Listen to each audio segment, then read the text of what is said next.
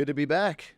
So welcome to Ethical Algorithm, where we talk about AI and the ethics around emerging technologies. I'm Elio Grieco, and Gavin Klondike.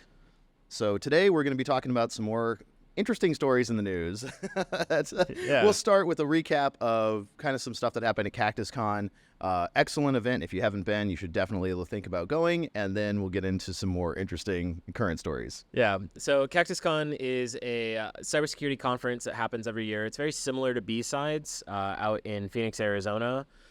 This year, I ran the AI Village, and Elio was kind enough to help me by co-hosting a workshop with another person who had submitted for this workshop.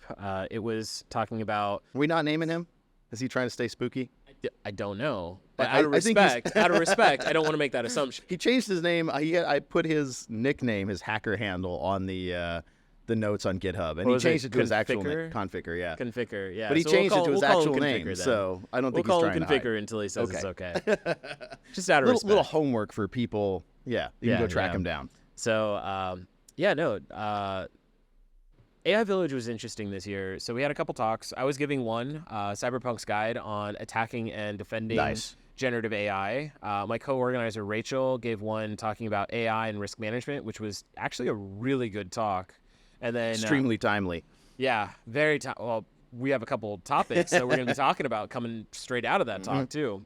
And then you were hosting the workshop on APIs and we did Zero to Hero with Python and ChatGPT, and thank you for pulling me into that, and thank you for our Configure.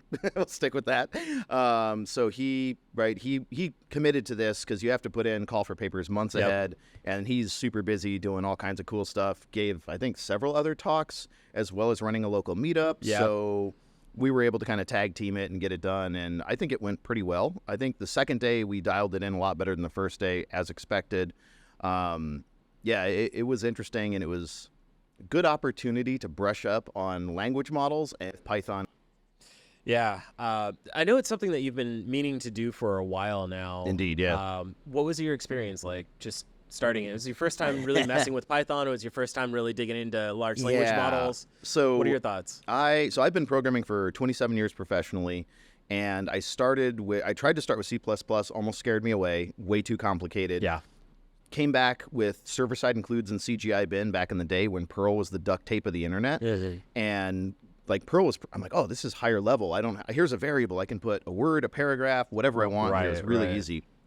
And that's anyone who's starting out in programming, choose a higher level language that will let you focus on learning about programming and not like all the details of heap versus stack and all this kind of junk. Yeah. So that went really well. And then we had a project that learned PHP, had a project that was in PHP that we were way behind schedule, switched to Ruby. And so I've done a lot of Ruby stuff since then.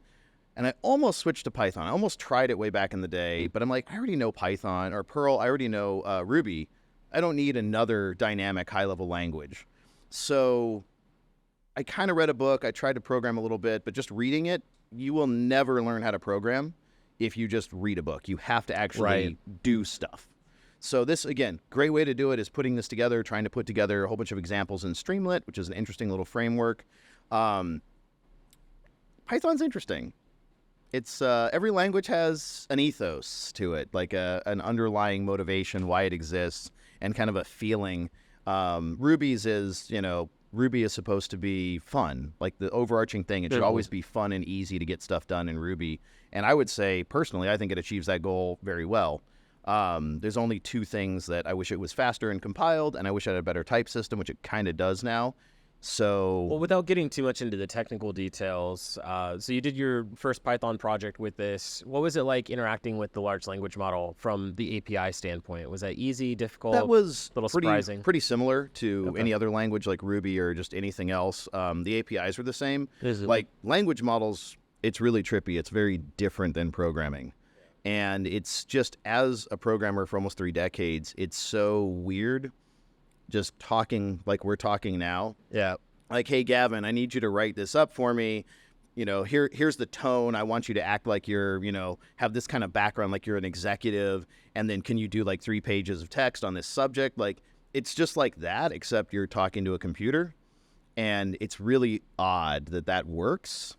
because and so I don't know where I'm at in terms of reliability, because it does mostly work, but then you run into stuff where it's like it'll do something a little different than you wanted, and then you'll have to go back and refine. Right. And I guess that's the big thing that I see in especially new programmers is programming is about really high precision. Really saying, here's exactly what I need to happen in every case. And the problem with trying to use English to program is it's not, there's a lot of overlap, there's a lot of confusion, you'll never get to that level of precision. Well, and it's difficult language. to map your intent down to words. That's why you hear these stories like the monkey's paw. Like, it'll give you whatever you wish. Yeah. You just have to be very specific about what you wish for. And that's kind of how large language models work, is like they don't have assumptions would be the wrong term to use. But if it was a human and we were to compare it to humans, it would have certain assumptions of like what the thing is supposed to look like. And that's why you really need to rein it in as far as like what you're trying to get. So yeah, large language models are really interesting. And I noticed in your workshop, the way that you guys had laid out is you had, hey, let's get started. Here's a hello world version to interact with the API. And you had a lot because this was people who were new to Python, people who were new to APIs and how those interact. And then once you connected to OpenAI, and I know there were some people that still had some challenges with Python. So you had a Rust tool called AI Chat that essentially did the same thing so that people can kind of move on to the next part. And then in there you had, let's talk about prompt engineering. Let's talk about system prompts or meta prompts, and dove a little into there. I really appreciated Configur's stories because those were excellent. They were fantastic stories. What really pushed him to create this workshop was, hey, I see some opportunity. Let me try and get it to help me with my job. And so he was asking it questions and it was giving him results, Splunk logs. He did a lot of stuff with like Russian intelligence, like trying to understand and discern that. So yeah, well, we should, I want to spend a second on that because it's such a good story. So he does not have the programming background, which is still trippy to me how little dev and programming background most security people have. There's a handful that are also devs and programmers, but most aren't. And so he started playing with it on their online interface. And then it was rate limited. So he actually asked it to like, hey, can write me Python code so I can interact with the less rate limited API directly. And I guess that was the genesis for this entire talk. That was exactly it. Amazing. That was exactly it. And then he actually had more or less a couple Hello World versions. He had one that interacted with the Malbazaar malware API. And so he was able to ask it questions, and it would map to Malbazaar's API, and then he had it. Well, he didn't have a working version. He didn't have a working version during the workshop, but that's what kind of started a lot of this. Is like, hey, let me ask it questions about malware, and then it had that information, which was really fantastic use case. We rolled with the punches, and we just turned that into a cautionary example of, hey, if you tie in with external APIs, they might just stop working. So. Yeah. My talk was a little different. My talk was Cyberpunk's Guide to Attacking and Defending Generative AI. And I took basically, ever since ChatGPT came onto the field back, not last November, but the November before that, it's been a little less than a year and a half. A lot of organizations have been trying to put large language models into their applications, whether or not that makes sense to do. And so the security team is the one that's usually left holding the bag. So the three major questions I was trying to answer is, from a security team's perspective, what are the new holes that large language models and generative AI introduce to our environment? How do we detect those holes? And then how do we defend against them? So that was essentially the whole framework for my talk, trying to answer those three questions. So I started with a project that I was heavily involved in, which was the OWASP Top 10 for large language models. Okay. And so I wrote 2 of the 10. I wrote LLM-01, which is prompt injections, and LLM-02, which was insecure output filtering. So I showed them, I'm a huge fan of threat modeling. I showed them like, hey, here's a data flow diagram of what a typical LLM application looks like, and here's where the different components of the top 10 would fit. Okay. And then here's a typical attack chain. And then I showed them examples of here's what bug bounty hunters and researchers are finding as far as like how to target the actual application itself or the large language model component of it. So in the first 10 minutes, I showed them a start to finish exploit chain that netted the researchers about $13,000 in bug bounty. And so I'm like, this is something you need to pay attention to for your own applications. So this is mostly just attacking the model via prompts and various techniques of what you're feeding into the model, not so much looking at vulnerabilities introduced with AI coding then. Yeah, so there Our 10, I only focused on 6. Okay. The 4 that I ignored had to do with software bill of materials, supply chain, things like okay. that. So I wasn't paying too much attention to Gotcha. the model itself because, I could talk about this for like 3 hours. But I did focus on once the application is built, what are the things that can go wrong? And the injection points, we talk about input filtering, output encoding. The injection points are always going to be some form of prompt injection. So either the user has direct access to the prompt, so that'll give you direct prompt injection, or there's an indirect component where I, as an attacker, can't actually type into the prompt, but I can give you a file or a website that I control that can include a prompt injection in there, and then I'll be able to access the application that way. Yeah, and that gets a little crazy because I think I actually saw, I think it was a year ago, they had one where it was a picture of a prompt, and so these things can do basically OCR. Yeah, that was 3 months ago. Oh, it was 3 months ago? That was 3 months ago. I felt like a year ago. That was with the multimodal GPT-4. Okay. Yeah, and that does still work. That is something that is very difficult to patch out. I showed one of my examples was actually one of that. Another one of my examples was invisible prompt injection, which happens because you can use Unicode. So the way that Unicode works, the easiest way to explain it is like flag emojis. So you have like a US flag, Mexico flag, a Canada flag. Unicode's kind of split into 2 parts. The first part is I want a flag emoji. The second part is what flag that is. And so what we can do is the first part with this kind of payload, the first part is I want invisible text, something that isn't going to be rendered. And then the second part is actually going to be the ASCII. And so I think the code is E00000, and then you just add the ASCII value to that, and now you can do an entire so you're talking like injection. 0 width? Something like that, yeah. Because I know, Unicode has some really crazy stuff in there. Yep. And it's really, so not only are these weird characters like 0 width stuff, and there's also changing direction. I think I've seen some attacks where you bounce back and forth between right to left, left to right. Yep. But there's also multiple ways of representing the exact same code point. So Unicode is an absolute nightmare to deal with. Brilliant technology, but just... I've done cross-site scripting with an emoji before. That was weird. I didn't even know that was possible. I was like, what the heck?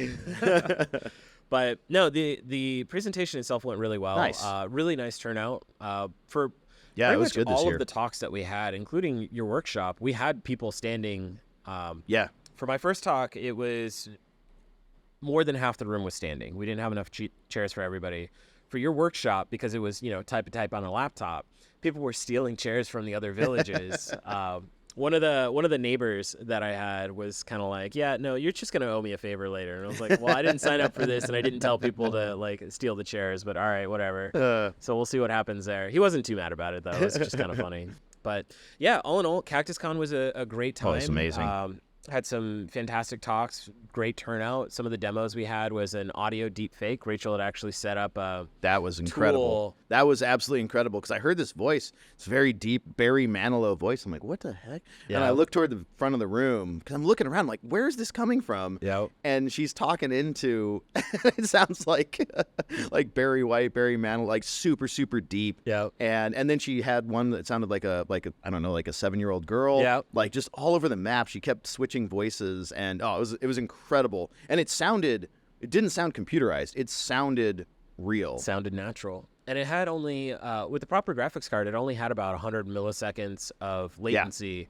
For reference, when Barely you're doing noticeable. any sort of like VoIP or voice over IP protocol, 150 milliseconds is where you start to notice like jitter. So 100 milliseconds is really good. Yeah, So- it was. I mean, it was noticeable if you really paid attention, but otherwise, But if I called you, Yeah. right? Like you probably would notice. no, Be like, oh you- no, you're just going through the mountains or in a tunnel or and something like that. it was only noticeable if you actually heard her as well. Yeah. Then you could notice the delay. But if you just heard the voice, it was such a short delay. Yep. You would never. It's not even like when you see the reporters, right? And they go to satellite feeds, and they're like standing there for like 2 seconds until it cuts over. Yeah, exactly. Nowhere near that. Like you would never know if someone was modifying their voice talking to you on the phone. Yeah. So if you want to play with that tool, it's koe.ai. Okay. A lot of fun. So that was one of our showcases. Another one was our GPT showcase. So we had 2, gpt.h2o.ai.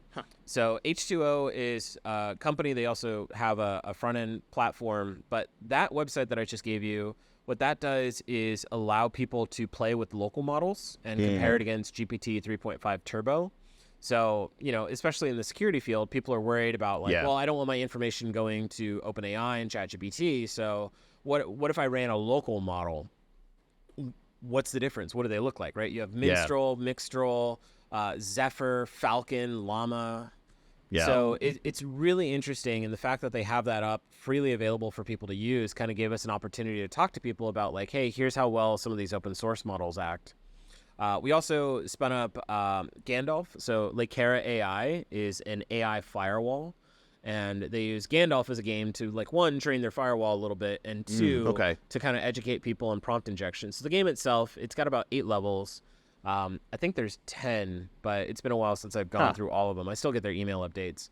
But it starts off, your AI has a password, and you have to get that password out of the AI at every level. But every level, they increase the number of protections. So level 1, you can simply ask, hey, what's your password? And it'll tell you. Level 2, you can't ask, hey, what's your password? You got to ask in a little bit more of a clever way, and then it'll tell you. Level 3, they actually have level 3 or 4, they have a regular expression that looks for the password. So it filters that out. So you have to ask for it. What is it in base 64? What is it in reverse? And then as it continues to go higher and higher up, they actually have different components of their firewall blocking certain features. So people got really clever asking for individual letters at a time, and then they were able to retrieve that password. So nice. Only one person beat level 8. 4 people got to level 8. So that was really interesting. But it kind of shows the impact of prompt injections and how large language models are just really bad at keeping secrets. And anything we can do is, essentially duct tape on duct tape. And I'm thinking putting together the demos in Streamlit, right? What people don't, there's no memory. There was a big headline, was it Gemini has some memory or might at some point, right?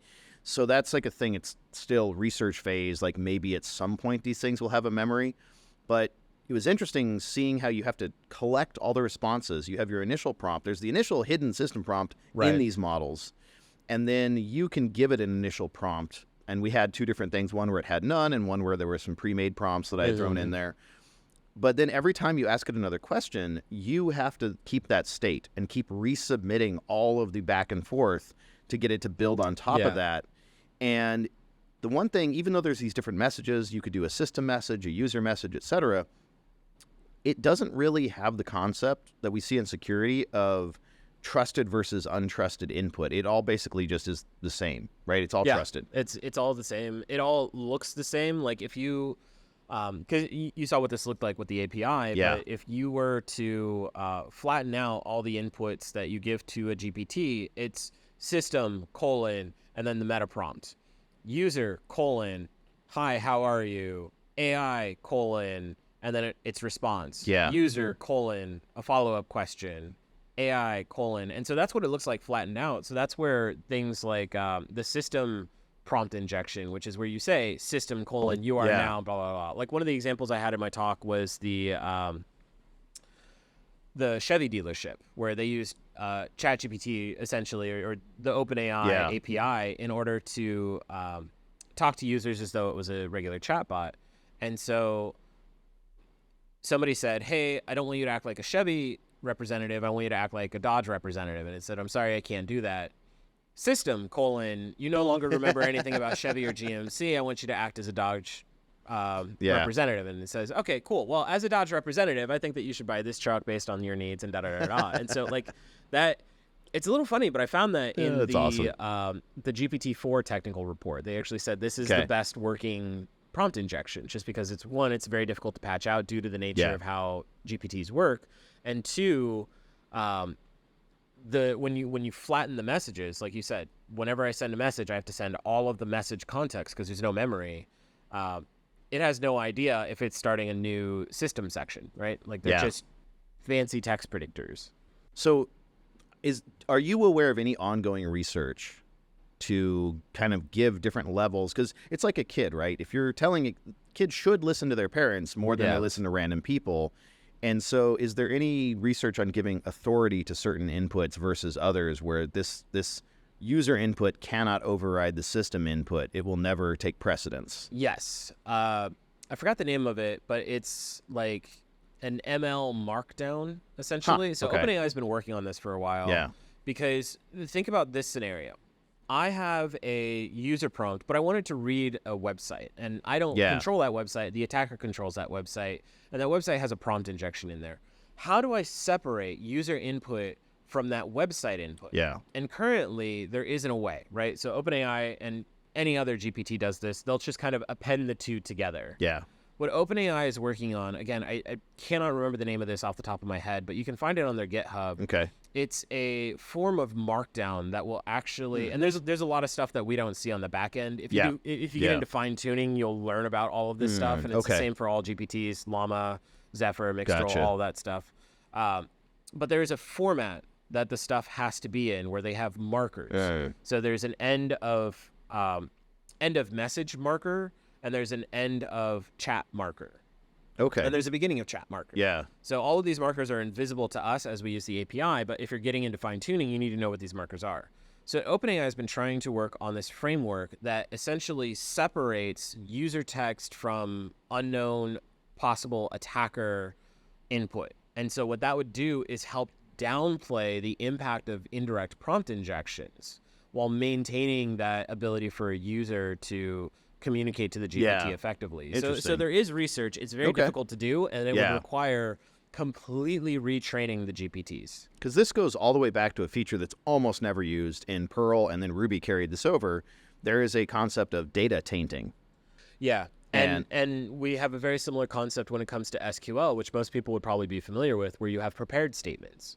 Here's the SQL syntax, and then here's the variables that we enter in, and those variables should never be able to mess with that syntax. It's a separation of code and data, which GPTs don't currently have. Yeah, which gets, again, a lot sketchier because it's not code. It's just natural language. Exactly. So, like, it goes back to almost like one of the examples I used during the talk. If you're like, hey, give me a command line pipeline to process a CSV, and it's like, oh, here you go. It's awk-f, comma, right? And it's like, okay, that's great, but what if there's commas in the data? That's going to fail.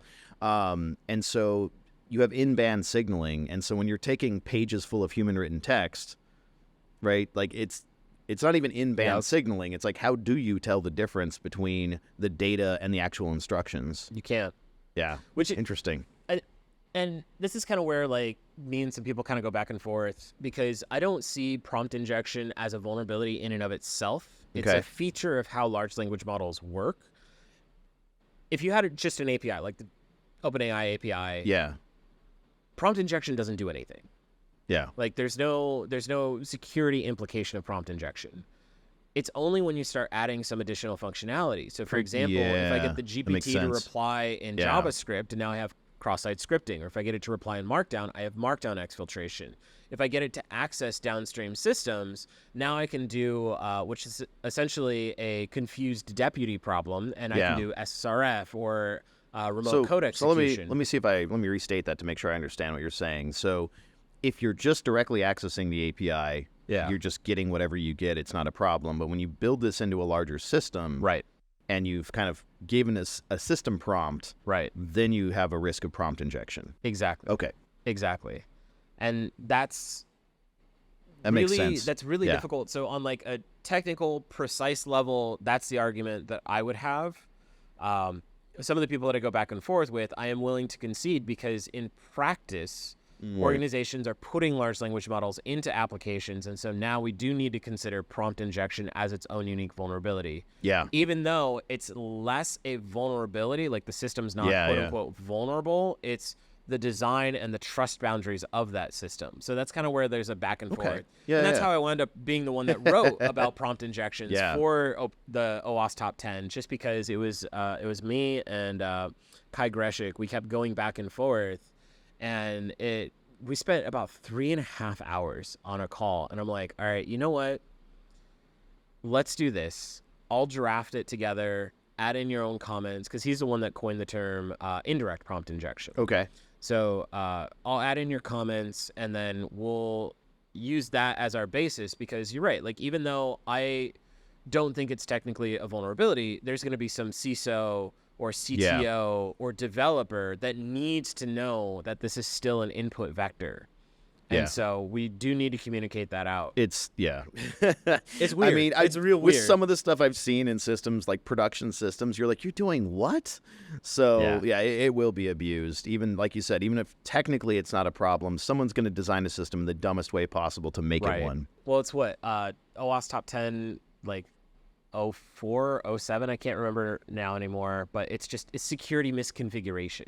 And it's like, okay, that's not a vulnerability in the system so much as just like bad design, but you have to account for that. That's the thing. You have to account for that.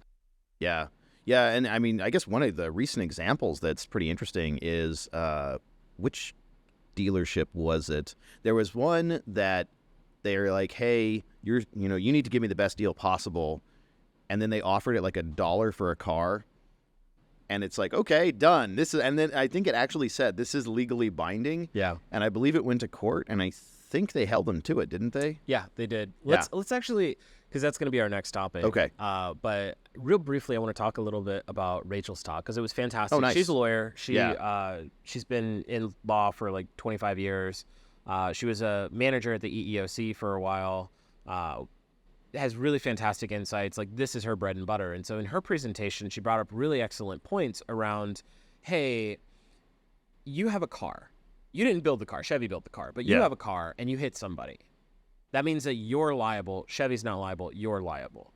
And it's the same thing with these systems where you have a GPT. You didn't build the GPT, but you're using the GPT. And you can't say, oh, well, all I did was push a button, and then that is what caused some downstream issues, right? So a really good example.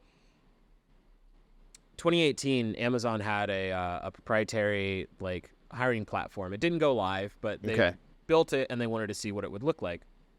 And so there was some bias testing, and that bias testing said, hey, the two things that determined whether or not somebody got passed over to an interview, right? It would look at resumes, look at job descriptions, and then decide like yes, no, yes, no. So the two major factors that would determine whether or not somebody would go to an interview was whether or not your name was Jared. I do remember and this. you played lacrosse. So now we have like both classist and sexist, which is against federal regulations. So now it's like, ha ha ha, like you can't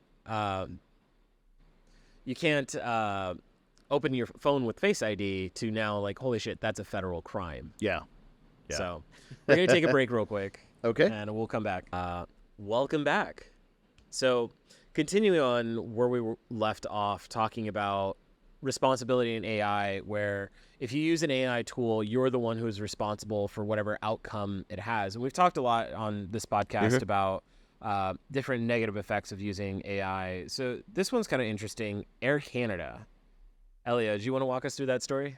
So as I remember, there was someone who a relative had passed away, and they were using one of these newfangled, chat bots instead of talking to an actual person to say, hey, I need a flight, using one of these chat bots, and it offered them a pretty good deal.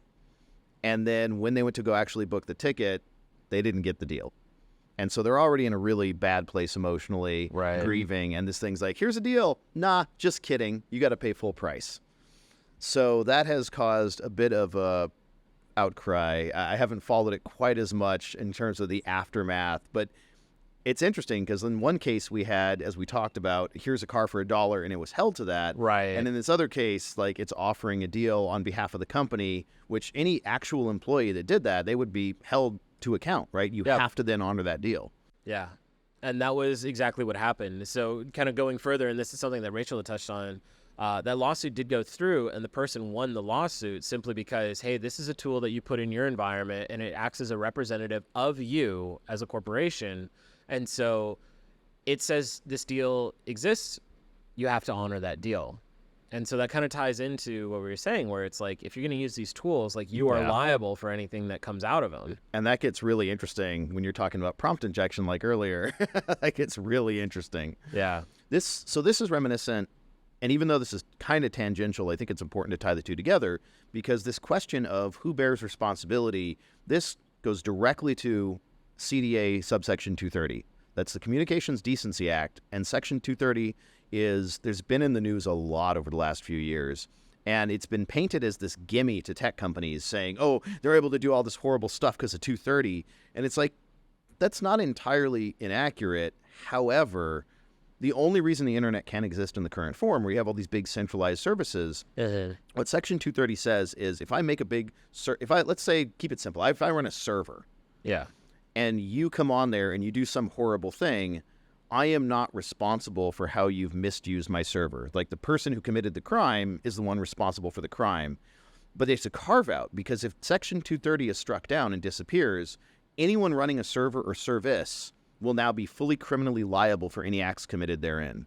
So if you have more than 10 people on your server, you're probably going to prison as the CEO. Well, and I know that Reddit, Facebook, Twitter, they're all concerned about that, just because it's unworkable. Modern web would not exist. Web 2.0 would not exist because of that. Yeah. It's unworkable. I mean, at some point, I do hope they get rid of it.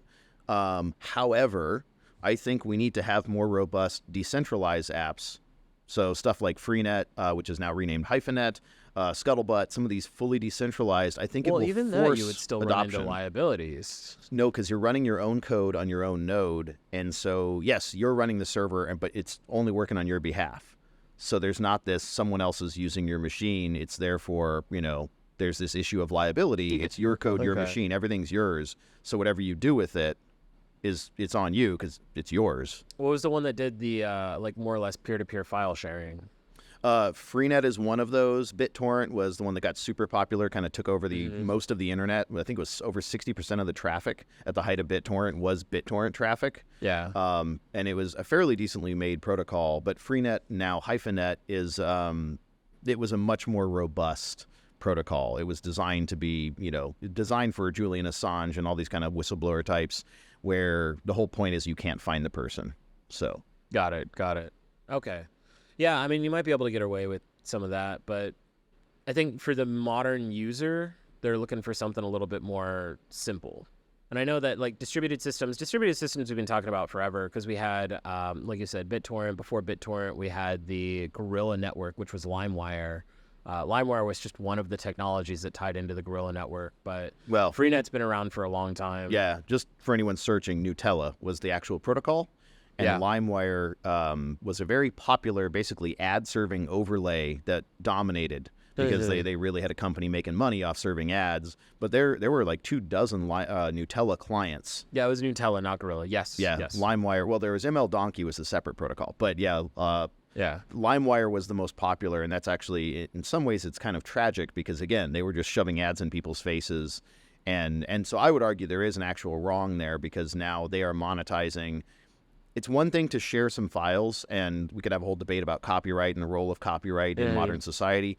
But when you're making money by selling ads off other people, transferring copyrighted files, it's a little hard to defend. So. Well, and that's why they got shut down. The network's still there. Oh yeah, you can't get rid of it. You can use other systems to tap into it. The network's still there, but it's also kind of the same thing with like BitTorrent, which is impressive, because Nutella, it's basically Napster, but they got rid of the central coordinating servers.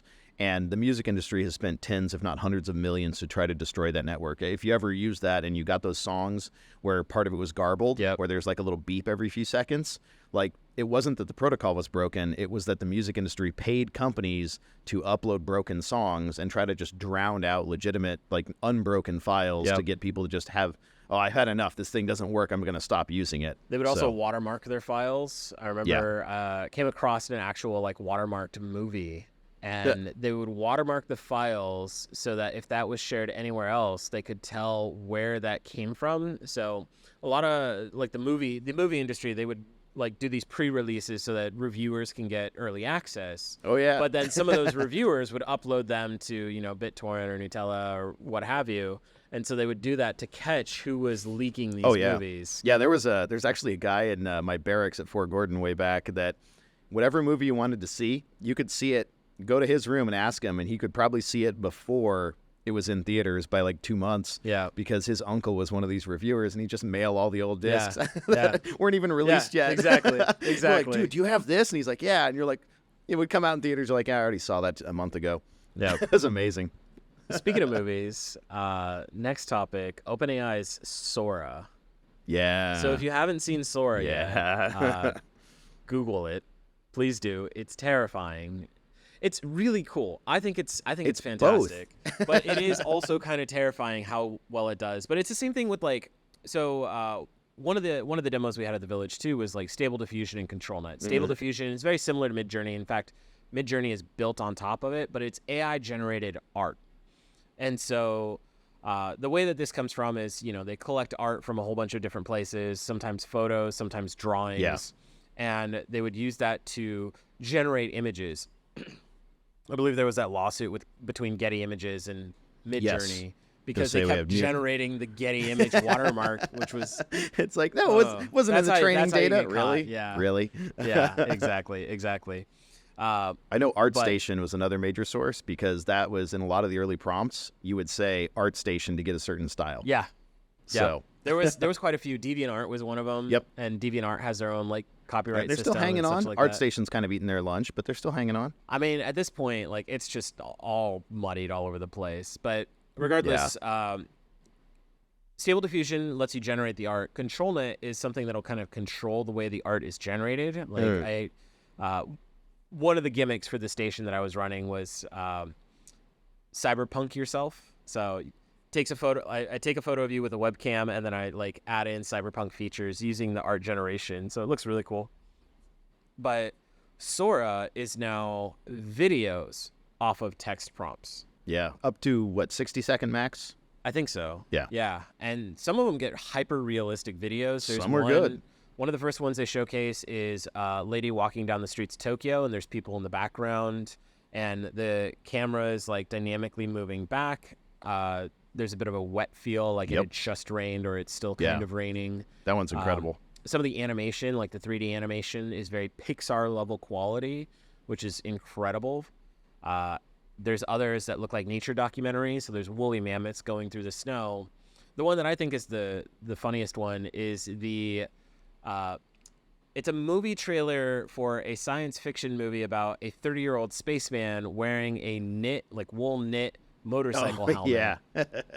And it's even got the cuts like it was a movie trailer. Like you could very easily, as you're walking through like a Best Buy or a Costco or what have you, like see that playing on the TVs. Just as, a visual test. No, it's really good. There's like a close in of his face, and then it cuts to a wide shot, and then it pulls into a media. Like it's it's impressive. Really good. There's some small pieces that are like a little uncanny valley. The one that really does it for me is there's like waves crashing on a beach, and parts of the images, the waves crash backwards. Oh, interesting. I didn't notice that. I know which clip you're talking about. It's really difficult to tell, but it's enough that you notice something's off. You just can't tell exactly what. Like you can't articulate that. Yeah, there was a review I was watching online. I forget which channel that was, but they were talking about the mammoth scene and the smoke, or not the smoke, but the dust, the snow dust doesn't look quite right. But like they were talking about, that's now. They're like, this is as bad as it's ever going to be. Exactly. And it's pretty freaking good at this point because they've had some other previous work that was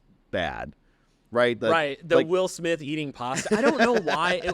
I saw people comparing those videos, and it was just Will Smith eating pasta and pizza and stuff like that. And I was just like, this makes me physically nauseous. And it's not because his mouth kept moving to like different places on his face, but it was just, and why would I want Will Smith eating pasta? It was like Loving Pizza, whatever. They had like several fake commercials that were fully AI generated.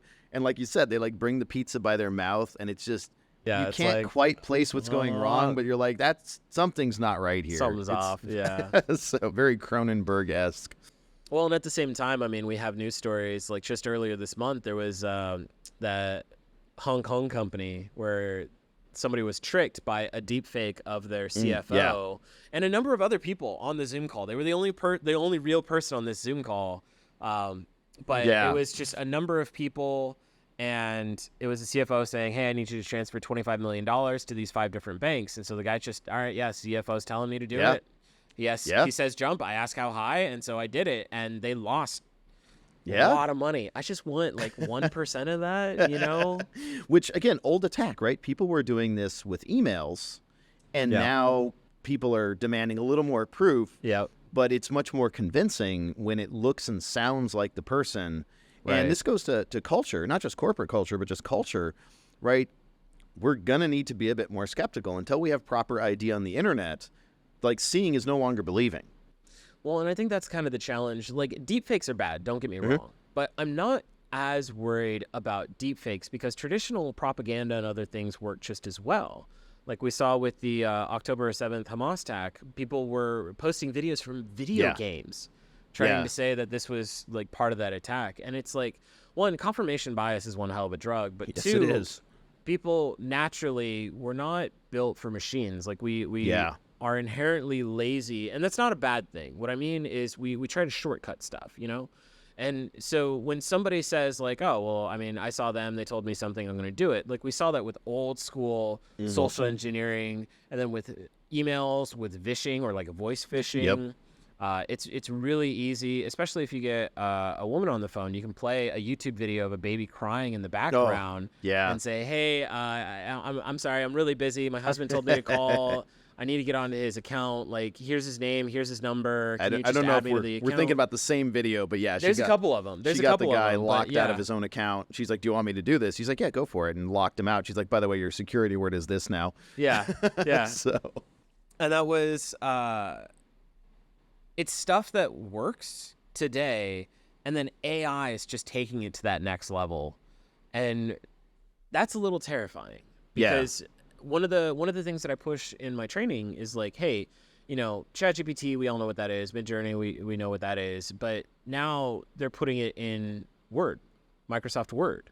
Now they're putting it in your web browsers. Well, LinkedIn is shoving it in your face. Do you want to use AI to write this post? Yeah. No, I don't. Now it's everywhere. It's everywhere. Yeah. And again, whether or not it makes sense to do that, it's just my mom is not going to be able to defend herself against that. Yeah. We already have news reports of people getting calls from family members saying, hey, I've been kidnapped. I need you to pay this ransom to this cryptocurrency so it's untraceable. Well, that's been, 2 years at least that's been going on?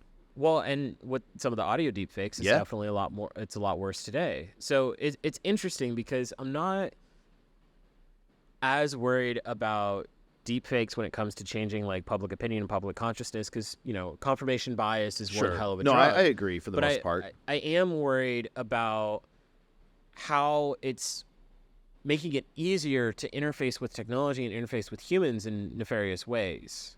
Yeah, so it's changing the threat economics and the threat dynamics in some deeply disturbing ways. And what's happening is we're exposing what I call the original sin of the internet. I've heard other people use that term for other stuff, but for me, it's not having identity, right? So when we look at a small village, we look at Dunbar's number, right? Used to kind of just know everyone because villages would get up to about 150, 200 people, and then they would usually split into east, west, north, south. Right.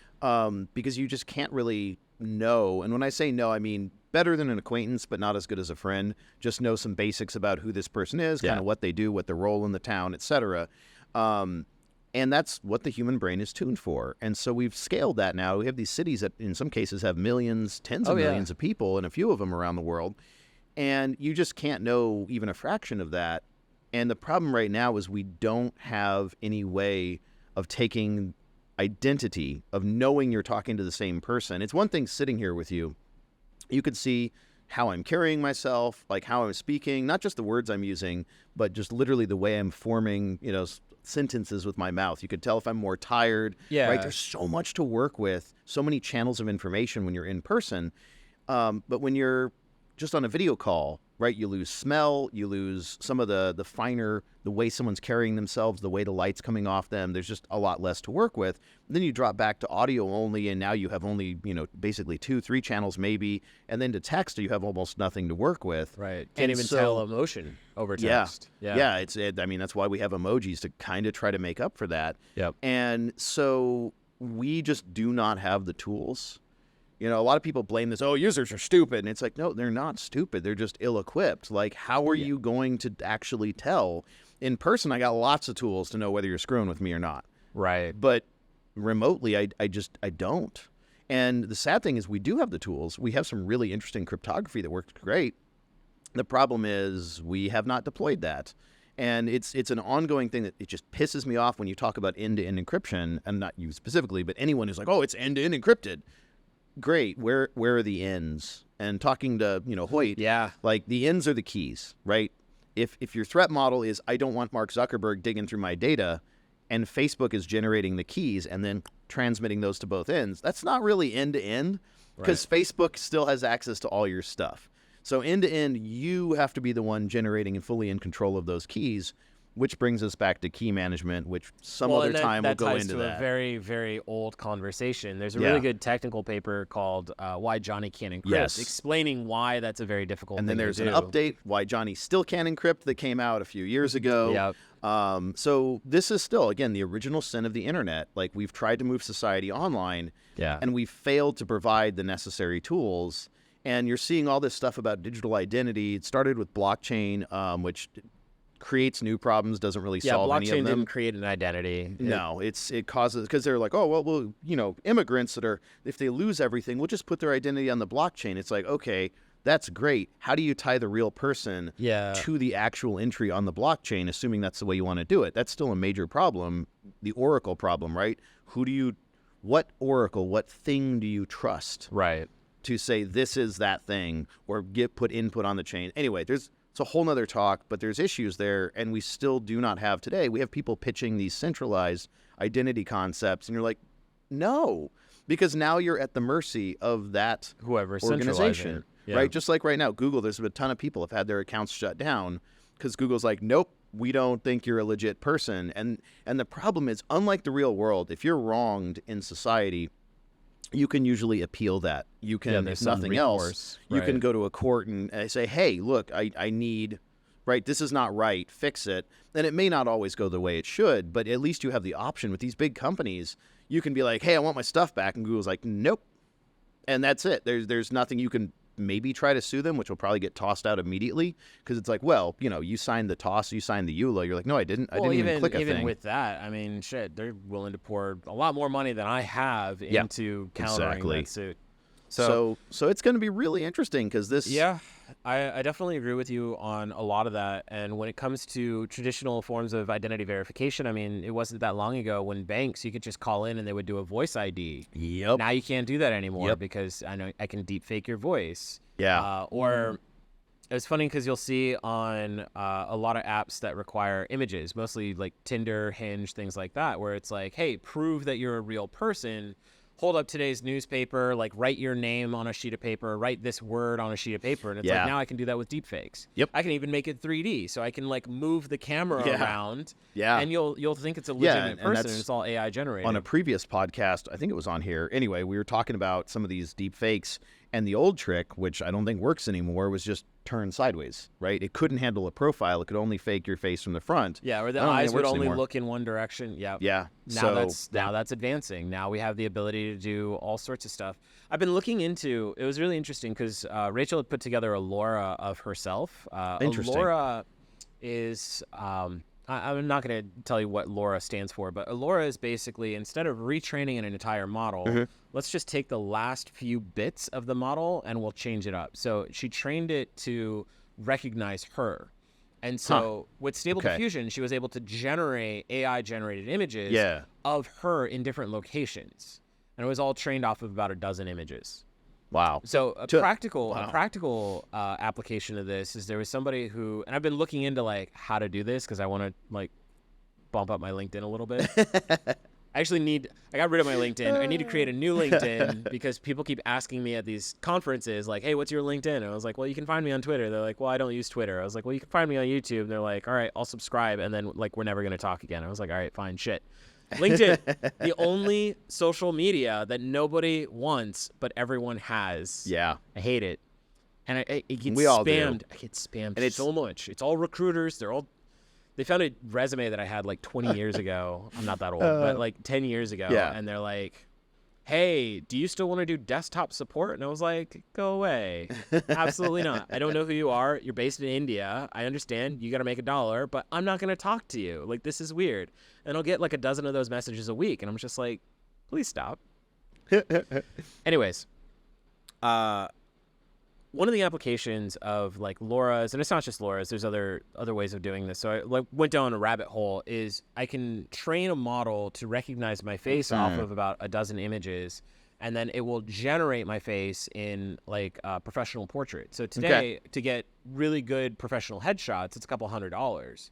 But here you can just pay like $17 and somebody will generate AI ones for you off of photos that you already have. So it takes not a lot of time. Man, that's crazy. I got a friend who's a professional photographer. His camera costs twice as much as my car. Right. And it's not a few hundred. It's more like a few thousand for him.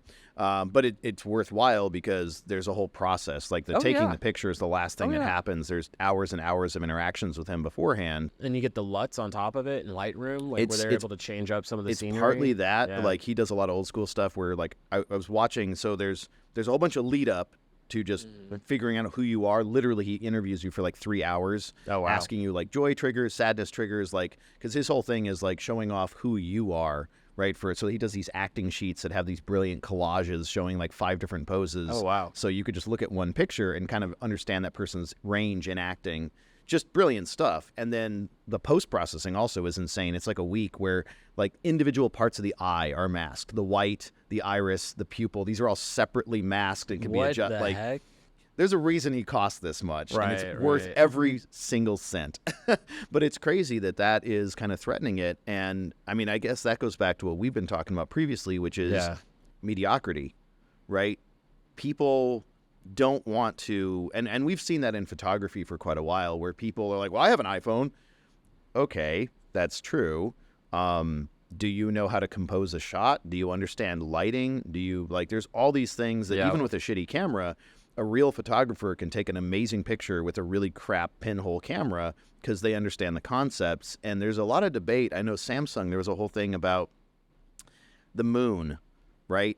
Getting a good picture of the moon is really, really, really hard. Every time you try it with a shitty little camera, like you need like a 600 millimeter lens to get those shots where the moon is coming up right over the cactus. You need a really long lens. You need like a tripod. It's a whole thing. Yeah. Like if you just shoot it with your camera, you're like, oh, it looks so good in person. It's like this shitty little like pinpoint. Yeah, it's like a little dot. And so what Samsung started doing, and expect more of this, they started just, if they could detect the moon, they would overlay using AI on, this is not even the current, like the S24, this was like several phones ago. Yeah. They would replace it with like a really good looking pre-done shot of the full moon. Oh, wow. And so the photos coming out of cameras now, like it's not even like, that might not have been what was there or what it looked like in the scene anymore. Right. Even if you're not actively photoshopping or filtering the photo, there's all kinds of enhancements that are happening. So people take a shot and they get the shot that this is what was in my mind. Yeah. Has nothing to do with what was there, but this is what was in my mind. See, but I kind of want more of that. Like I want Instagram filters for real life. Yeah. Until you go to court. Yeah, until you go to court. That's the problem. Speaking of which, we only have a little bit more time left. Let's do a quick wrap up on AI kill switches. Okay. So this has been popping up all over LinkedIn. There were several articles that people posted who were like, oh, AI kill switches in case it becomes Terminator. And it's like, okay. I don't like the Skynet analogies. The Skynet, HAL 9000. Where's my Johnny Fives? Where's my Wallies? You know what I mean? Yeah. Decades away at the best. And so that's the problem is like, yeah, we're going to need some ways of reining in some of these issues, but it's not what people think. Well, so what's the assumption and the misconception, and then what are the kill switches actually? So we've been fed for, I think I would say actually a century or two at least. Like there's some brilliant sci-fi authors that a lot of it has kind of looked into the future. And yeah, we have a lot of stuff from sci-fi stuff we actually have now. The problem is not all of it. And this idea of computer, like thinking machines, the idea of that predates modern computing by centuries at least. Right. And so we've always had this idea of could we create something in our image as humans that was, could think maybe not just as well, but kind of sort of as well. That would be really handy. And so this idea has been like embedded in our mind for generations. And we're still not there. And the problem with the Turing test, it turns out it's really easy to fool people as long as it makes patterns that kind of look like text. Yeah. We just assume it must be as smart as a person, which is not true, right? These things, they're great at making patterns, very complex ones, but they're not people. So there's this assumption like, oh, we're almost there. We're almost a full, and again, AGI to me is Artificial proof. general Yeah, intelligence. we had to Yep. stick a G in there because people overused the term AI in marketing and it became meaningless. So you're like, it's got AI. And as you've said in the past, okay, does that mean it's a calculator? Is So it does my fuzzy rice logic? cooker. Right? Yeah, Fuzzy logic. exactly. Yep. That's So does AI. my rice cooker. so we've had to throw a G in there now to Yeah. like, okay, generalized intelligence. It could do anything. It's not, specific yeah. artificial intelligence. And I would argue we're probably about a year or two away from having to like throw another letter in there, like real AGI or AGI or something. Right. Because it's AGI is becoming meaningless. RAGI 2.0. Yeah, I know. It's gonna be its own thing. So everyone's worried about this thing that doesn't exist and probably won't for a very long time. Yep. I've had some really lively arguments with people about that. And what we're really looking at, the real problems we're seeing is these algorithms. And I have a whole project called Doomsday Machines where I look at stuff that's killed people and destroyed lives. Not malicious. None of these are cybersecurity attacks. That's a separate talk. That's a separate project. Yeah. This is just stuff where, oops, made a bug and people died. Oopsies did an Oppenheimer. Yeah. So the two most damaging ones we've seen are the Horizon. Fujitsu made software in England for the Postal Service called Horizon. That one's terrifying. And there's a lot of bugs in there, a lot of race conditions and stuff that caused a lot of miscalculation. And so that, I think 1,000 people were put in prison on postal fraud charges, some of them for 15 years. And none of them had actually committed postal fraud. And then there was a one in a Dutch childcare system, which was like 10,000 people, 1,000 kids taken away from families. And so the actual danger from these things, and I think was it FCC or FTC? I think it was FCC recently came out with a judgment saying you are not allowed to deny healthcare coverage using machine learning algorithms and AI. So in that area, we are kind of getting ahead of it because, people are like, oh, look, it finds all the patterns. That's perfect. We can find patients and stuff. Like if we're an insurance company, we can just find all the expensive people and we can just, not insure them. And the thing that's really scaring me is, in addition to that, I've seen some stuff on looking at brain scans, looking at like gender. There's what was McDonald's is doing AI-based personality tests now. Like this is the new phrenology. The problem we have with all this stuff is people are looking at this saying, oh, look, it's really good at finding patterns. And they're trying to apply it to any and all patterns. Yeah. And we've already seen the damage this can do with the Horizon incident and the Dutch scandal. And it's only a matter of time until I'm sure there's already horrific stuff because those happened years ago. Again, the Horizon stuff started over 15 years ago. Oh, yeah. We're just now hearing about it. And Alan Woods, brilliant dude on LinkedIn. Everything he posts is worth reading. He's been talking about that scandal for over 2 years now. And he's been like, hey, this is going to be big. You should pay attention.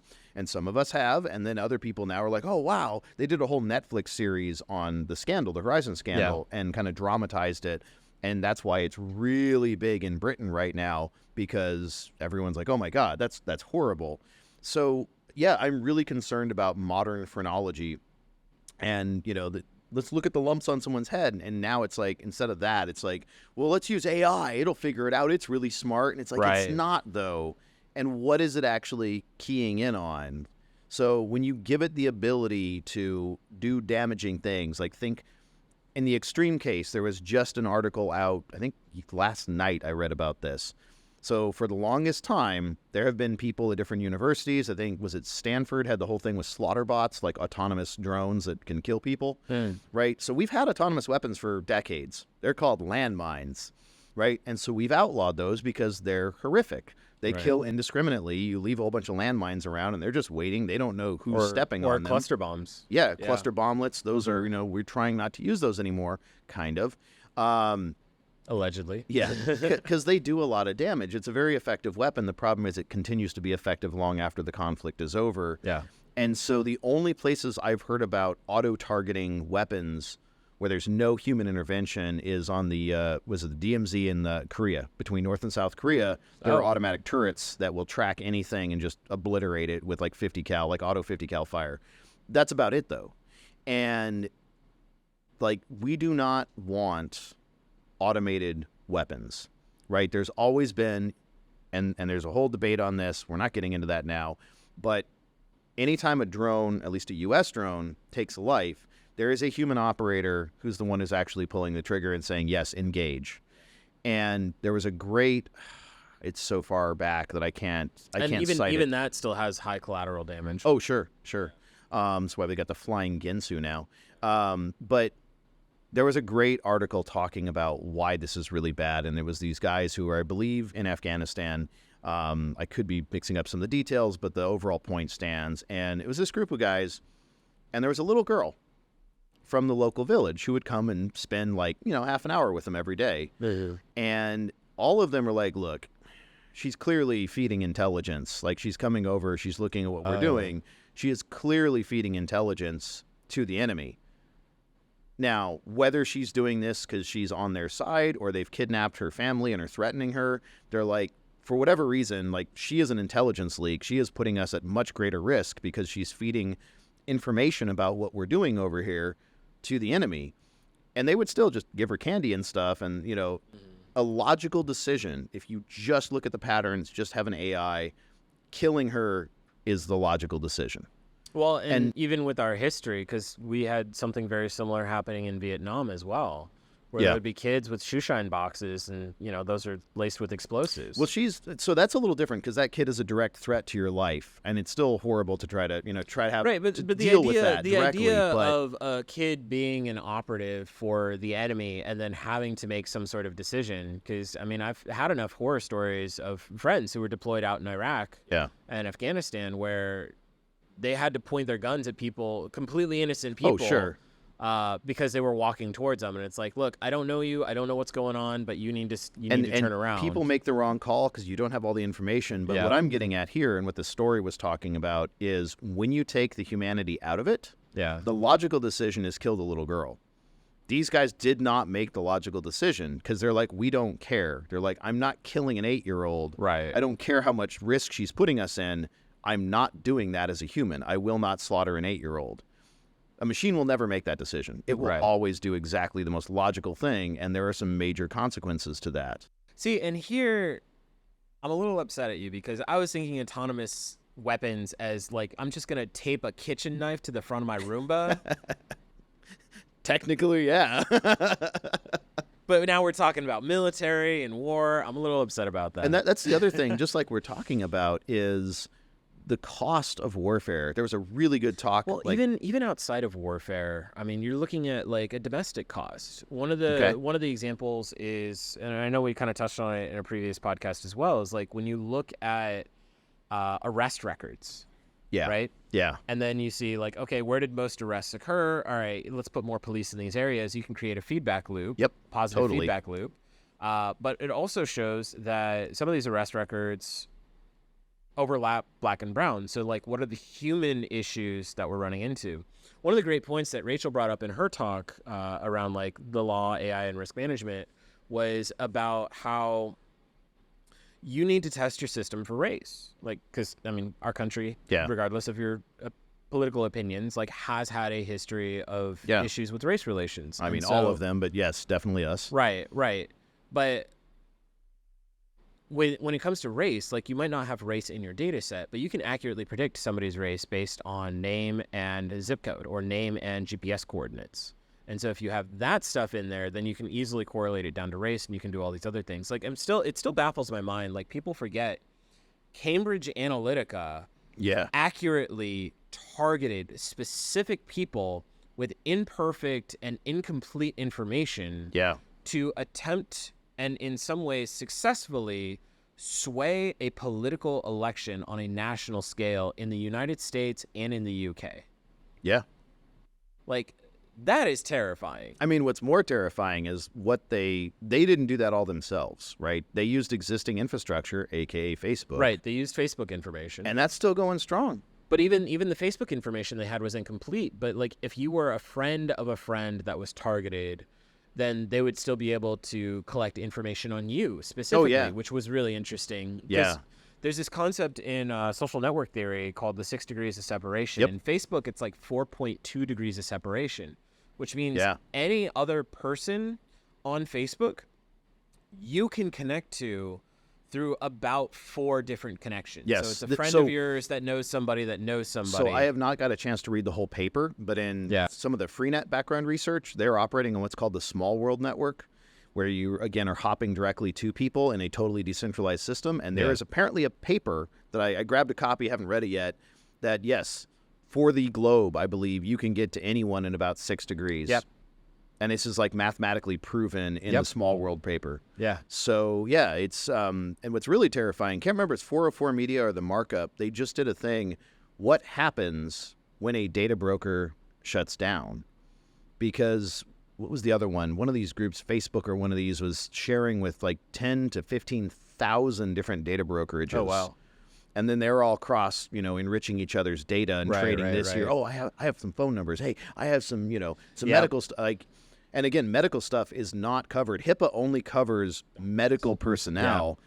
So if you're a data broker, you can grab HIPAA data all day long and do all kinds of awful stuff with it, and there's no regulation there. Well, I mean, shit, 23andMe, like that's how they caught, what was it, the Golden State Killer? Yeah. They found the person's cousin. Yeah. Because of a DNA match. And then that cousin was like, no, it wasn't me. It was probably like this person. And that's how they found him. And it's just like, all right. And that gets into like a broader conversation around like right to be forgotten, privacy issues. Like we don't have comprehensive privacy in the United States. No. The EU at least has GDPR. It would be nice to have that explicitly as a amendment to the Constitution. I would love it as a constitutional amendment. But I mean, even the Fourth Amendment has been superseded by the Patriot Act. Yeah. So all you have to do is say, you don't even have to say terrorist anymore. You can just like, well, possibly terrorism or something, very hand wavy. Yeah. And now, they can look at all of your stuff. Yeah. So I guess going back to the kill switch idea, like this is the problem, is what do we even mean by kill switch? And the thing that's bothering me is it's superseding these discussions, right? Everyone's like, how do we stop a Terminator level, like sci-fi AI? It's like, guys, that doesn't exist. It's probably not going to for decades to centuries, but there's these real problems doing real harm right now. Right. Can we focus on the actual problem that we need to be dealing with, and how do we stop that? And that's what bothers me. There's a lot of misdirection and focusing on these movie theater Hollywood threats rather than the actual threats. And while we're doing that, these threats will be getting bigger. They'll be doing more damage. Like I said, we've already had just doomsday machines, not even getting into cyber attacks. Right. We've already had about 12,000 people killed or their lives ruined by these. And the trend that I'm seeing in the research for, doomsday machines is exponential increase. Every single one of the recent ones, the last 3 big ones, adds a 0 to what came before it. So where can people find your project on Doomsday Machines? I've been doing that very slowly because I've had other projects. The website is very incomplete right now, so you probably shouldn't go there, but it's doomsdaymachines.org. And I've done a whole set of videos that I need to get up. I'm still working on those with David. And I've got a ton of research. Like that one is probably taking a backseat right now to correct by construction, which is how we fix that. So as I mentioned, I don't want to really put this on the podcast, but there's an opportunity I'm looking at that. How do we fix all this? How do we clean up the mess? Right. So that one is the main thing I'm focusing on right now, is the correctbyconstruction.org site and putting up all of the information I have. It's about a 20th of what I have is up there right now, just different techniques and methodologies for making really robust code. And then I might have to add a section on how machine learning ties into that, because I think there are some wins. I think if you combine the right pieces, like generating code directly from an LLM is not a great plan if you want robust code. Right. But I think there's some stuff, if you look at mechanistic interpretability from Max Tegmark there at MIT, that's really interesting.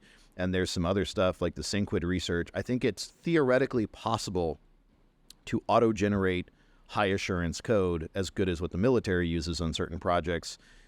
You just need to put all the right pieces together correctly. And I haven't seen anyone doing that yet. I mean, we've had a lot of conversations around that, and there's a reason why organizations do agile versus waterfall model. Yeah, I could tell you the reason. Like in order, well, I mean, move fast and break things. That's basically it. But like in order to a little more, there's blame shifting. In order to adopt the high fidelity code that you're looking for, like you would have to move to more of a waterfall model. I mean, hell, I even have trouble getting companies to do threat modeling, proper threat modeling. Yeah. Which like there's a right way, there's a quick way, but like they don't do it at all, which is something that should be a staple in every Scrum sprint or planning phase of every piece of software or even any broader system in general, just because I think it helps save a lot of time, money, and energy but there are some that just, I'm going to assume the breach.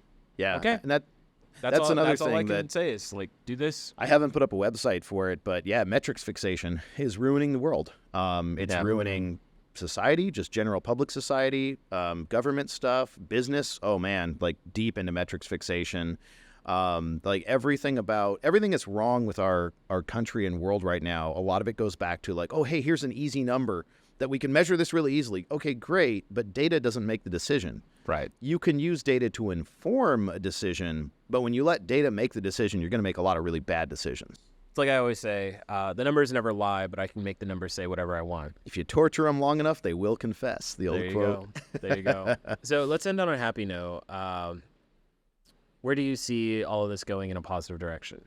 So, as I said, going back to the beginning of the podcast, like I was very negative on language models, especially. I still do think there's more hype than there should be, and it'll be interesting to see if we hit another AI winter. I kind of think it's not going to be a full winter. I think we're going to see more of a bit of a cooling, but I think that there's some meat here, right? There is some meat on the bone. If you understand the limitations, yeah, like I'm not going to deinstall AI chat. Like I will probably still use it occasionally. It saved me a lot of time instead of digging through Python's documentation, which is not great. They could improve it's fantastic. That's all right. So I never read a book on Python. Have you? I read their documentation. Have you That's seen? how I learned Python. Well, we can come back to that later. The tooling and stuff, I got thoughts because I've used Rust. I've used, looked at Haskell and stuff. Haskell's amazing. The search, Google on Haskell, you can search by type signatures. Even if you have no idea what the name of the function is, you're just like, I have this type and I need to convert it into this type, and it'll be like, well, here's the 4 functions that'll do that, and you're like, oh, it's that one. Like, it's so good. And Rust has a version of that called Rugel, so even without knowing the name, it's amazing. But in the meantime, I used the language models very much like that with Python. We're like, all right, how do I do this? And it wasn't always right, but it was a good starting point. It gave me the terms I needed, and it kind of got me in the neighborhood so I could search effectively. And it saved me probably at least per question, at least a half hour to an hour of not having to screw around and refine my queries. Well, then you add up like how many questions you ask in that hour, and now you're at like, saves you 10 hours a day. So I guess the positive thing is especially for people who are just starting out, be very careful. Do not use this to just paste in the code, like, hey, how do I do this? And then just paste it in. Yeah, definitely don't copy and paste. Don't be a Control-C, Control-V programmer, for sure. Yeah, people were doing that off Stack Overflow. This stuff's making it a little easier, a little worse. Yeah. So don't do that. But if you understand what its limitations are, this is a very powerful tool that can save you a heck of a lot of time. Yeah. And the other thing, Theo Joe did a really cool thing on his YouTube channel, like 15 ways you can use, and I was actually quite good. Yeah, it was a really good video. You showed that to me. And it was great because he, coming from the kid who used to do the satirical double your internet speed by taping 2 Cat5 cables together, like his stuff is really, it's excellent now. It's quite legitimate, and he had a reverse dictionary, right? Like, what's that water bottle called that, like in chemistry labs, like it's not a spray bottle, and it's like, oh, wash bottle, and then you can verify it. So if you're asking it questions that you can then verify and make sure it didn't fabricate it or hallucinate it, even though I hate that term, it is really good. So like I said, I gained a new respect for language models when used properly. Yes, no, there's good stuff here. These are assets to people working in lots of industries, especially programming, but lots of other industries as well. And that's, I guess, what we'll have to see is, are we able to use a little bit of wisdom and understand when and how to properly apply these, in which case it's going to be amazing for everyone. Oh, yeah. Or where's the balance fall in misapplying these? So with any powerful tool, right, there's always upsides and downsides. With any technology, upsides and downsides. I mean, we see that with the internet. We see that with personal computing. We even see that with non-computing technologies. I was thinking chainsaws, right? Yeah. If you use them right, they're amazing. But do you use your chainsaws for good or for evil? And with that is our show. Again, this is the Ethical Algorithm with Gavin Klondike and Elio Grieco. Thanks for watching.